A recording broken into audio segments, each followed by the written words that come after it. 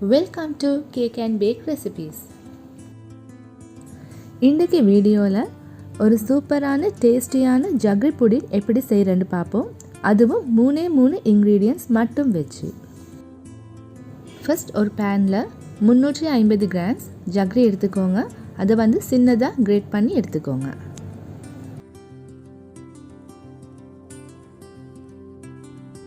இதில் நல்ல திக்கான கோகோனட் மில்க் 5 கப்ஸ் ஆட் பண்ணுங்க. மில்க் நல்லா திக்காக இருக்க வேணும். மில்க் கலக்கிறதுக்கு நாங்கள் வீட்டில் நார்மலாக யூஸ் பண்ணுற டீ கப் யூஸ் பண்ணுங்க.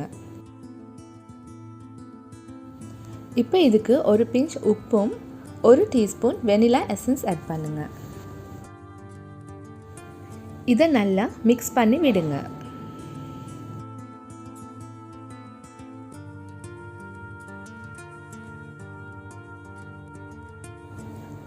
ஒரு சின்ன பவுல் எடுத்து அதில் 3 டேபிள் ஸ்பூன் ஜெலட்டின் ஆட் பண்ணுங்க.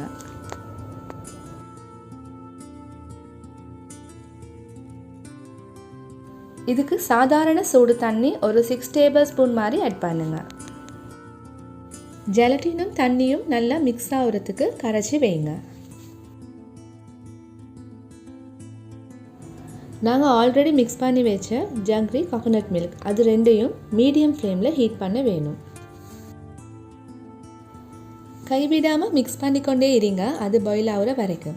நாங்கள் இதில் ஆட் பண்ணிக்கிற ஜாகரி ஃபுல்லாக கரையும் வேணும்.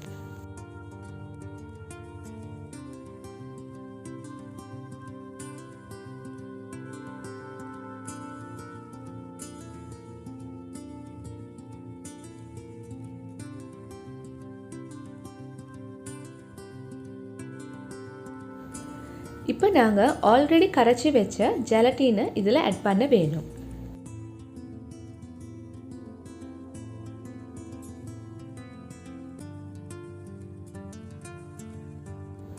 இதில் ஆட் பண்ணிக்கிற ஜெலட்டின் ஃபுல்லாக கரையிற வரைக்கும் கொஞ்சம் சூடு பண்ணுங்க.